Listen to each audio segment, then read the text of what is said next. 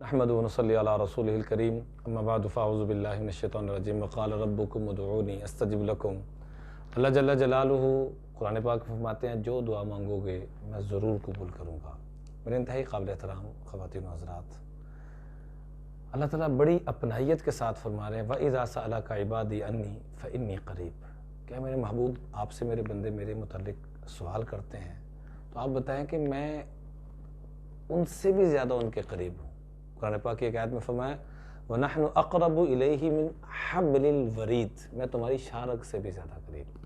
اور ایک آیت میں فرمایا وَنَحْنُ أَقْرَبُ إِلَيْهِ مِنْكُمْ، میں تو اے میرے بندو تم سے تمہارے زیادہ قریب ہوں، تم اپنے اتنے قریب نہیں ہو جتنا میں تمہارے قریب ہوں۔ تو آج دعا کے متعلق کچھ آداب عرض کریں گے، نمبر 1۔ نمبر 2، دعا کے مانگنے کی فضیلت اور اہمیت کیا ہے۔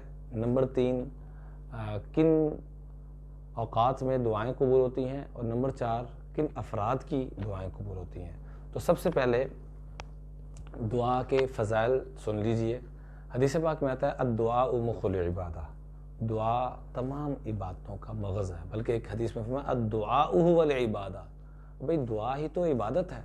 آپ ذرا دیکھیں سورہ فاتحہ جب انسان پڑھتا ہے تو اس میں اللہ کی حمد و ثنا، پوری نماز کے اندر اللہ کی تسبیح تو بیان کی جا رہی ہے، اللہ کی عظمت تو بیان کی جا رہی ہے۔ تو اللہ کی عظمت بیان کرنا، جیسے فقیر آ کے سخی کی، بادشاہ کی فضائل اور اس کے مناقب بیان کرتا ہے، مقصود مانگنا ہوتا ہے، تو ہم نماز کے اندر بھی مانگتے ہیں تو مانگنے والے کو اللہ ضرور عطا فرماتے ہیں۔ اس لیے ضرور ہم نے دعائیں مانگنی ہیں، اور ہر آدمی کی دعا اللہ یقیناً سنتا ہے، سوائے اس بندے کے جب یہ کہتا ہے کہ میری تو رب نہیں سنتا، باقی اللہ سب کی سنتا ہے۔ اس لیے ہم نے دعا کے فضائل کو سامنے رکھتے ہوئے، اللہ کے محبوب علیہ السلام کے اس فرمان کو سامنے رکھتے ہوئے ہم نے روزانہ دعا مانگنے کہ آپ نے فرمایا ساعتن یناجی فیہا ربہ، ہر مومن کو چاہیے کہ کم از کم ایک گھڑی نکال کر اللہ کے سامنے ضرور گڑ گڑائے۔ ایک قاعدہ یاد رکھیے گا، جو اللہ کے سامنے روتا ہے اس کو کہیں نہیں رونا پڑتا، اور جو اللہ کے سامنے نہیں روتا، جو اللہ کے در پہ نہیں روتا، اس کو در در پہ رونا پڑتا ہے۔ ہمارے آقا صلی اللہ علیہ وسلم اتنا لمبا لمبا قیام، اتنا لمبا لمبا رکوع، سجود اور سجدے کے اندر رب کے سامنے گڑ گڑانا کہ آنسوں مبارک سے چہرہ مبارک معطر ہو جاتا، منور ہو جاتا اور تر ہو جاتا۔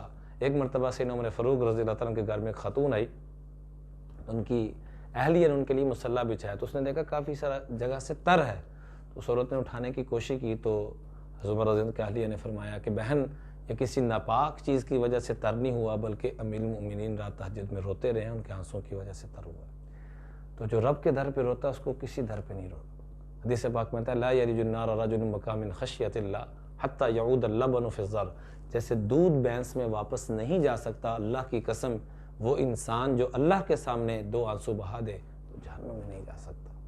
تو آئیے آج سے عزم کریں کہ ہم نے روزانہ سحری افطاری خاص طور پہ اس وقت میں ضرور دعا مانگنی ہے۔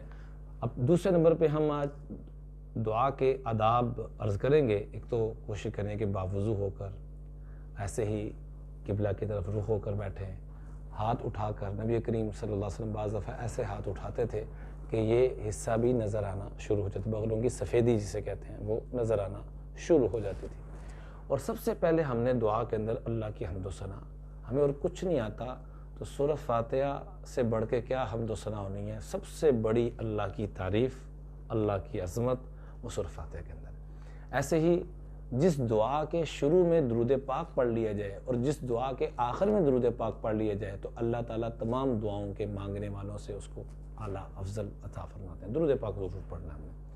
ایسے ہی استغفار، اپنے گناہوں کو سب سے پہلے سامنے، عام طور پر کہتے ہیں فلاں فلاں کو یا اللہ بخش دے، سب سے پہلے اپنی ذات کے گناہوں کو سب سے پہلے مجھے ضرورت ہے، پھر ہم نے کسی کے لیے دعا مانگنی، پوری امت کے لیے مانگیں سب کے، لیکن سب سے پہلے اپنے لیے اللہ سے استغفار کریں۔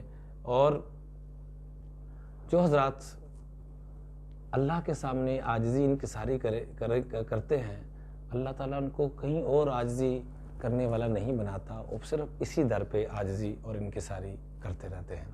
اور عظیمت اور سنجیدگی کے ساتھ دعا کو مانگا جائے، یہ نہیں کہ اللہ اگر تو چاہے تو ایسے کر دے، نہیں اللہ تیرے کی درخواست کرتے ہیں، شفقت فرما دے، فضل فرما دے، کرم فرما دے، جیسے بچہ بلبلاتا ہے ماں کے سامنے، ماں نے کیا پیار دینا ہے، ماں کیا شفقت کر سکتی ہے، اللہ جل جلالہ اس ماں سے کروڑوں گنا سے بڑھ کر شفقت فرمانے والے ہیں۔ ایسے ہی کوشش کرے، حدیث پاک میں ہے ابکو و الا فتباکو، رویا کرو، رونا نہ آئے تو رونے والی صورت بنا لیا کرو، تو رونے والی صورت کم از کم عاجزی کے ساتھ، مسکنت کے ساتھ۔ ایسے ہی فرمایا یا ذل جلال والاکرام، یا حی یا قیوم، اس طرح کے الفاظ اللہ کو بڑے ہی پسند ہیں۔ یا ذل جلال والاکرام، یا حی یا قیوم، ان الفاظ کو ضرور اہتمام سے یاد بھی فرمائیں، یا حی یا قیوم، ایسے ہی یا ذل جلال والاکرام، سورہ فاتحہ، درود پاک کا جیسے میں نے عرض کیا، ربنا آتنا فی الدنیا حسنہ وفی الآخرۃ حسنہ وقنا عذاب النار، یہ بڑی جامع دعائیں ہیں، اس کو ضرور اہتمام سے۔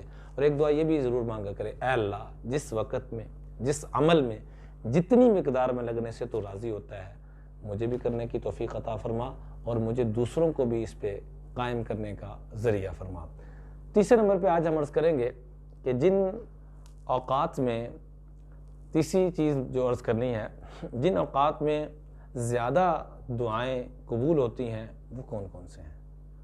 سب سے پہلے تو سحری کا وقت، بہت زیادہ قبولیت کا وقت۔ نمبر 2 افطاری کا وقت۔ نمبر 3 فرض نمازوں کے بعد جلدی مت کریں۔ سحری میں، افطاری میں کھانا تھوڑا کم ہو جائے خیر ہے، لیکن دعا کم نہ ہو۔ ہمارے قابلین ایسے بھی گزرے ہیں جو پورا رمضان مبارک کی 60 کھجوروں سے گزار لیا کرتے تھے۔ تھوڑی سی کھجور کھائی، پانی پیا، تو کھائیں پئیں ضرور کھائیں، تھوڑا سا پہلے اٹھ جائیں۔ کھانے پینے میں کچھ کمی رہ جائے خیر ہے، لیکن دعا میں کمی نہیں رہنی چاہیے۔ اللہ سے ایسی لو لگائیں کہ پتہ لگے کہ واقعی ہم رب سے گفتگو کر رہے ہیں۔ تو سحری کا وقت، افطاری کا وقت، فرض نمازوں کے بعد، جمعے والے دن بہت بابرکت وقت ہوتا ہے، پورا دن ہی بابرکت ہے۔ ایسے ہی حالت سفر میں بڑی دعا قبول ہوتی ہے۔ غیب میں آپ مجھے نہیں جانتے، میں آپ کو نہیں جانتا، میں آپ کے لیے دعا کر رہا ہوں، آپ میرے لیے کر رہے ہیں، یہ دعا بڑی قبول ہوتی ہے۔ ایسے ہی فرمایا اذان کے بعد دعا بہت زیادہ قبول ہوتی ہے۔ اذان کے بعد درود پاک پڑھیں، اللہم رب ھذہ الدعوۃ التامہ۔ انشاءاللہ اذان کے مستقل فضائل، اہمیت وہ اپنی جگہ پر عرض کریں گے، یہ پڑھا جائے، اس کے بعد جو دعا مانگیں گے یقیناً قبول ہوگی، اور اس دعا کے صدقے سے اللہم رب ھذہ الدعوۃ التامہ، نبی کریم صلی اللہ علیہ وسلم کی شفاعت نصیب ہوگی۔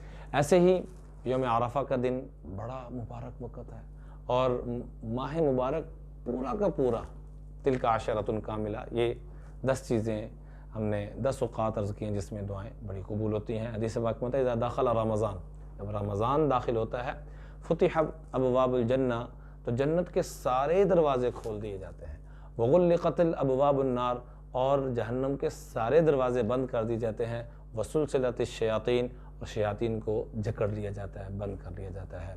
اور آخر میں جن افراد کی دعائیں زیادہ قبول ہوتی ہیں، جن سے ہمیں دعاؤں کی درخواست کرنی چاہیے، نبی کریم صلی اللہ علیہ وسلم جیسی ہستی بھی، سیدنا عمر فاروق جیسی ہستی کو عمرے پہ تشریف لے جا رہے ہیں تو کیا فرما رہے ہیں، یا اخیہ لا تنسانا فی دعائک، اپنی دعاؤں میں ہمیں نہ بھولنا، ہمیں بھی یاد رکھنا۔ تو ایک دوسرے سے دعاؤں کی درخواست بھی کریں، لیکن ایک چھوٹا سا قاعدہ عرض کرتا چلا جاؤں، دعا لی جاتی ہے، دعا کروائی نہیں جاتی، دعا لی جاتی ہے۔ لینے والے کام کریں کہ اگلے کے دل سے دعا نکلے۔ آپ اپنے والدین کے ساتھ ایسا حسن سلوک کریں، بچوں کے ساتھ، گھر والوں کے ساتھ، ہر ایک کے ساتھ ایسا حسن سلوک کریں کہ اس کے دل سے دعا نکلے۔ تو جن افراد کی دعائیں بہت زیادہ قبول ہوتی ہیں، اس میں سے سب سے پہلے والدین کی دعائیں لیں۔ بڑا خوش قسمت ہے جس کو والدین کی دعائیں ملتی ہیں، اور اس سے بڑا بد نصیب کوئی نہیں جس کو والدین کی بد دعائیں مل جائیں۔ دوسرے نمبر پہ مظلوم کی دعا بڑی قبول ہوتی ہے، اور تیسرے نمبر پہ حج اور عمرہ کرنے والے، حدیث پاک میں آتا ہے الحجاج والعمار وفد اللہ، حج عمرے پہ جانے والے اللہ کا وہ وفد ہے، ان دعوہ اجابہم، یہ ہاتھ بعد میں اٹھاتے ہیں، دعائیں پہلے قبول ہو جاتی ہیں۔ حج عمرے پہ جانے والے کی دعا بہت قبول، ذکر کرنے کے بعد دعا قبول ہوتی ہے۔ رمضان مبارک میں ہم نے کثرت سے استغفار، تیسرا کلمہ درود پاک اور کلمہ طیبہ کا ورد کثرت سے کرنا ہے، اس کے بعد دعا کرنی ہے۔ ایسے ہی عادل حکمران کی دعا بڑی قبول ہوتی ہے، اور نیک اولاد کی دعا، اولاد نیک ہو اس کی دعا بڑی قبول ہوتی ہے، اور مجبور اور بے کس اور لاچار انسان کی بڑی دعا قبول ہوتی ہے۔ ایسے انسان کے تو متعلق اللہ کل قیامت میں فرمائیں گے کہ دنیا میں مصیبتیں صعوبتیں جھیلتا ہوا آئے گا، اللہ فرمائیں گے مجھے اس سے حیا آتی ہے، اس کو بغیر حساب کے جنت میں بھیج دو۔ جو دنیا میں دکھی ہو کر، مجبور، بے بس ہو کر اور بے کس ہو کر لاچار انسان، اس کی دعائیں بڑی، ایسے لوگوں کی دعائیں لیں، ان کی خدمت کر کے۔ قرآن پاک کی تلاوت کے بعد بہت زیادہ دعا قبول ہوتی ہے، اور روزہ دار کی دعا، حدیث پاک میں آتا ہے کہ روزہ دار کی دعاؤں ایسے قبول ہوتی ہیں جیسے قبولیت کا حق ہے، اور سمندر کی مچھلیاں تک روزہ دار کے لیے دعائیں کرتی ہیں، اور چونٹیاں اپنی بلوں میں اس کے لیے دعائیں کرتی ہیں۔ وَتَسْتَغْفِرُ لَهُمُ الْحِيتَانُ حَتَّى يُفْطِرُوا، افطاری کے وقت تک مسلسل دعاؤں کا سلسلہ، تو یہ جب ہاتھ اٹھاتا ہے تو یقیناً قبولیت کی اونچی پروانوں پر چڑھتا ہے۔ ایسے جن افراد کی دعائیں قبول نہیں ہوتی، حدیث پاک میں آتا ہے، آخر میں ان افراد کے بارے میں عرض کر کے بات ختم کرنا چاہوں گا۔ ثلاثۃ لا یستجاب دعاؤہم، 3 طرح کے لوگوں کی دعائیں قبول نہیں ہوتی۔ آکل الحرام، حرام کھانے والا، حدیث پاک میں آتا ہے کہ آدمی لمبا سفر کر کے اشعث اغمر یمد یدیہ الی السماء، آسمانوں کی طرف یوں ہاتھ اٹھا کے یا رب یا رب، اور بیت اللہ کا غلاف پکڑ کے رو رہا ہے، اور لمبا سفر کر کے پہنچا اور کیا کہہ رہا ہے، یا رب یا رب، لیکن مطعمہ حرام، مشربہ حرام، ملبسہ حرام، وغذی بالحرام فأنی یستجاب لہ، اس کا کھانا پینا ٹھیک نہیں ہے، اس کی غذا ٹھیک نہیں ہے، حرام کی ہے، تو اللہ کے محبوب علیہ السلام نے فرمایا اس کی دعائیں کہاں سے قبول ہوں گی؟ تو سب سے پہلے حرام کھانے والے کی دعا قبول نہیں ہوتی۔ دوسرے نمبر پہ اللہ کے محبوب علیہ السلام نے فرمایا ومکثر الغیبہ، جو غیبت کو کثرت سے کرنے والا، دوسروں کی غیبت کہتے ہیں غیب سے نکلا ہے، اور غیاب قبرستان کو کہتے ہیں، جس گھر میں گویا کہ غیبت ہوتی ہے وہ قبرستان ہی بن جاتا ہے۔ اللہ تعالیٰ اس ماہ مبارک کے صدقے سے ہمارے گھروں کو قبرستان ہونے سے بچائے۔ اور تیسرے نمبر پہ فرمایا نبی کریم صلی اللہ علیہ وسلم نے، جس کی دعا قبول ہوتی ہے، ومن کان فی قلبہ غل او حسد للمسلمین، جس کے دل میں دوسروں کی نفرت ہو، حسد ہو، اور دلوں میں بوجھ ہو اپنوں کا پرایوں کا، اس لیے فرمایا سب سے بہترین صدقہ وہ ہے جو اپنے اس رشتہ دار پہ اور اپنے اس دوست پہ خرچ کیا جائے جس کو دیکھنے کو بھی دل نہ کرتا ہو۔ اور آخر میں فرمایا کہ جلد باز کی بھی دعا قبول نہیں ہوتی ہے، رب میری نہیں سندا باقی سب دی سندا، یہ جملہ کبھی بھی نہیں کہنا، اللہ ساڈی کتے سندا ہے۔ اللہ نے سننے کے لیے جس کو دعا کی توفیق مل گئی، سمجھ لیں کہ رب نے اس کو عطا فرمانے کا فیصلہ فرما دیا۔ اللہ تعالی ہم سب کو اپنی بارگاہ میں رونے دھونے کی توفیق عطا فرمائے اور در در کے رونے سے محفوظ فرمائے۔